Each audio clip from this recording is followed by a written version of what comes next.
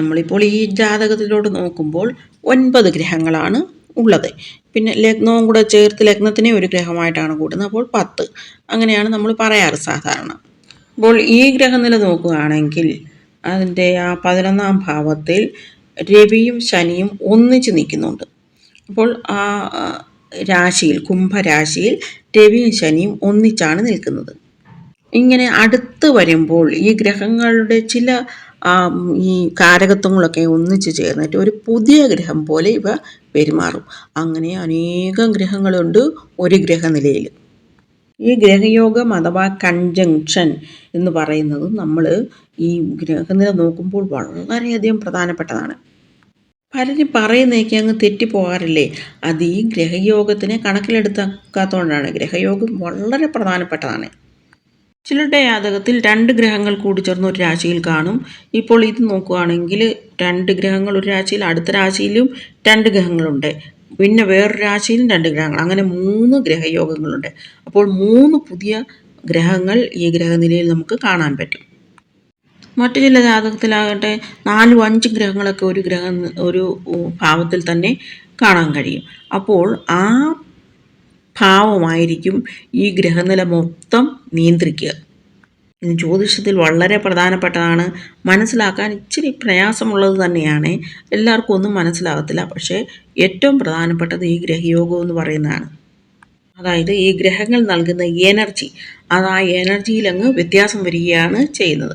അപ്പോൾ നമ്മൾ നോക്കേണ്ടത് ഈ ഗ്രഹയോഗം വന്നു കഴിഞ്ഞാൽ ആദ്യം നമ്മൾ നോക്കേണ്ടത് ഏത് ഭാവത്തിലാണ് ഈ ഗ്രഹയോഗം സംഭവിച്ചിരിക്കുക. ഇവിടെ ഇപ്പോൾ ലഗ്നത്തിലുമുണ്ട് 12ലുമുണ്ട്.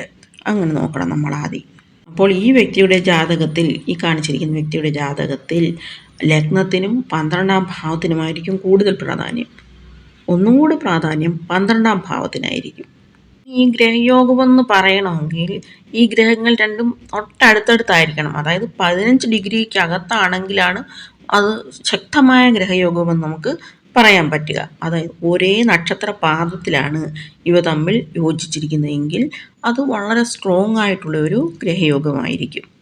ഒരു ഗ്രഹം ആദ്യത്തെ ആ നക്ഷത്രത്തിൻ്റെ 1ാം പാദത്തിലും അടുത്ത ഗ്രഹം അടുത്ത നക്ഷത്രത്തിൻ്റെ ലാസ്റ്റ് പാദത്തിലുമാണെങ്കിൽ ആ ഗ്രഹയോഗത്തിന് എഫക്റ്റ് വളരെ കുറവായിരിക്കും. ഈ ഗ്രഹയോഗത്തിൻ്റെ എഫക്റ്റ് ഏറ്റവും കിട്ടുക ആ നക്ഷത്രങ്ങളുടെ മഹാദശ അല്ലെങ്കിൽ അന്തർദശകളിലായിരിക്കും. അപഹാരം എന്ന് പറയത്തില്ലേ, അതിലായിരിക്കും. ഈ ഗ്രഹയോഗങ്ങൾ ശുഭവും അശുഭവും ഉണ്ട്. ഏതെല്ലാം ഗ്രഹങ്ങളാണ് യോജിച്ചിരിക്കുന്നത് എന്നതിനെ അടിസ്ഥാനമായിരിക്കും. ഇപ്പം ശത്രുക്കളാണ് യോജിച്ചിരിക്കുന്നതെങ്കിൽ കണ്ടോ, അത് വളരെ അശുഭമായിരിക്കും. ഈ ഗ്രഹയോഗത്തിൽ പങ്കെടുത്തിരിക്കുന്ന ആ ഗ്രഹങ്ങളില്ലേ, അവയുടെ കാരകത്വങ്ങൾ നമ്മൾ ഒന്ന് ശ്രദ്ധിക്കണം. അതായത് വളരെ ചൂടുള്ളതും തണുപ്പുള്ളതുമാണ്, വളരെ വേഗതയുള്ളതും വേഗതയില്ലാത്തതുമാണ്, അങ്ങനെയൊക്കെയുള്ള കാര്യങ്ങൾ. പിന്നീട് നോക്കേണ്ടത് ഏത് ഭാവത്തിലാണ് ഇവയുടെ യോഗം വന്നിരിക്കുന്നത്. പിന്നെ ഇവയ്ക്ക് ഭാവാധിപത്യങ്ങൾ ഉണ്ടായിരിക്കത്തില്ല. ഇപ്പോൾ 6ൻ്റെയും 12ൻ്റെയൊക്കെ ഭാവാധിപത്യമുള്ള ഗ്രഹങ്ങൾ തമ്മിലാണ് യോഗമെങ്കിൽ അതിൻ്റെ ഫലം തീർത്തും വേറെ രീതിയിലായിരിക്കും. അടുത്ത് നോക്കേണ്ട ഏത് രാശിയിലാണ് ഈ ബന്ധം വന്നിരിക്കുന്നതെന്ന്. അതായത് ആ രാശിയുടെ അധിപനുമായിട്ട് ഇവയ്ക്കുള്ള ആ ബന്ധം, അല്ലെങ്കിൽ ആ രാശിയുടെ പ്രത്യേകതകളില്ലേ, അതും ഇവയുടെ കാരകത്വങ്ങളുമായിട്ട് യോജിച്ച് പോകുന്നുണ്ടോ, അങ്ങനെയൊക്കെയുള്ള കാര്യങ്ങൾ, അല്ലെങ്കിൽ ശത്രുക്കളാണോ, അങ്ങനെയൊക്കെയുള്ള കഥ. ഏറ്റവും പ്രധാനം ഈ ഗ്രഹങ്ങളുടെ ബലമാണ്.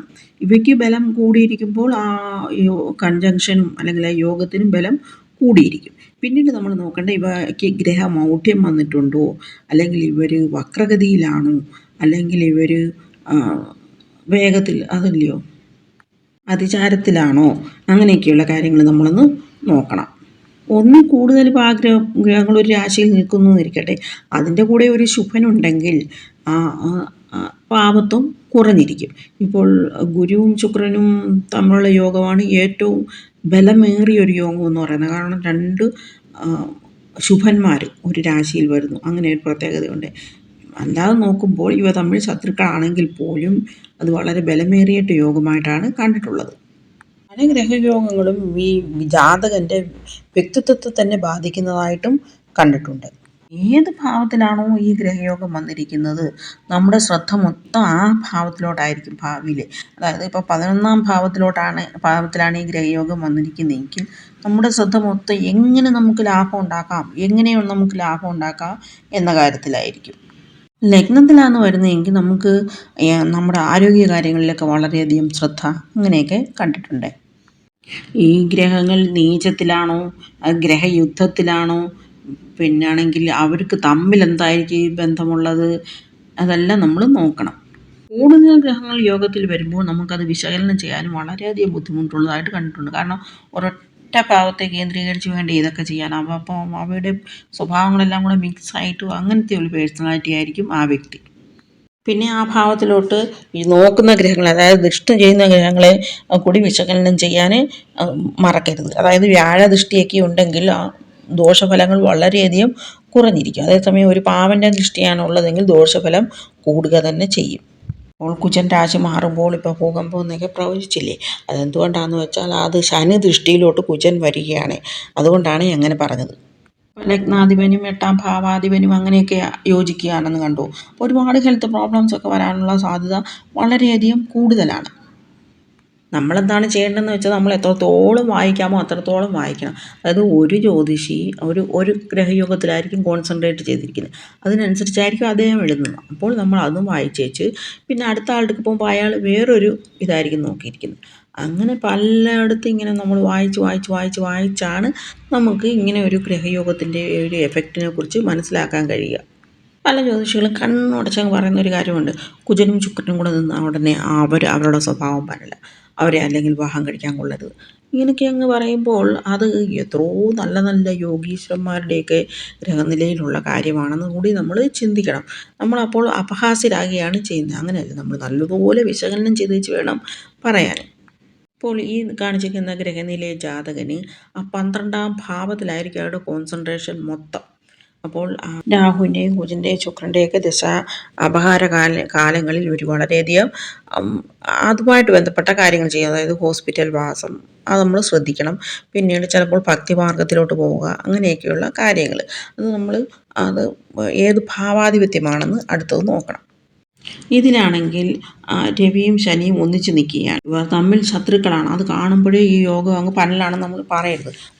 ഭാവാധിപത്യം നോക്കണം. അപ്പോൾ 5ാം ഭാവാധിപനാണ് 11ാം ഭാവാധിപതിയുമായിട്ട് യോഗം ചെയ്തിരിക്കുന്നത്. അപ്പോൾ ഗുണഫലങ്ങളും പ്രതീക്ഷിക്കാം.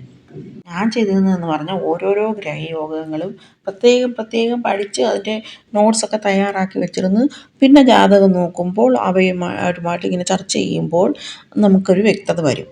പ്രാക്ടീസ്, അതാണ് നമ്മൾക്ക് ഏറ്റവും വേണ്ടത്. ആ പ്രാക്ടീസിനനുസരിച്ച് നമുക്ക് പെട്ടെന്നെല്ലാം പറയാനൊക്കെ പറ്റും. ഇനി പല വീഡിയോകളായിട്ട് ഓരോരോ ഗ്രഹയോഗങ്ങൾ നമ്മൾ ചർച്ച ചെയ്യും. ഓം നമഃ ശിവായ.